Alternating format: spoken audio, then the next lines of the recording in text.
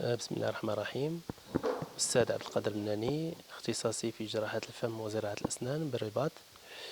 تشرفت اليوم بالحضور في الندوة التي أقيمت من طرف نقابة أطباء الأسنان في القطاع الخاص بتازة والنواحي،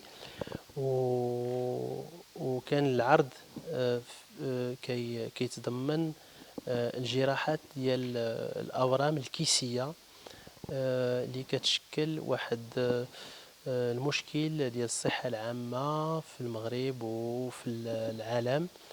وتطرقنا في هذا الموضوع للطرق الحديثة لعلاج هذا الشكل ديال الأورام باش نتمكنوا من تقديم أحسن الأشكال العلاجية للمواطن المغربي اللي تكون في مصف الدول العالمية اللي كت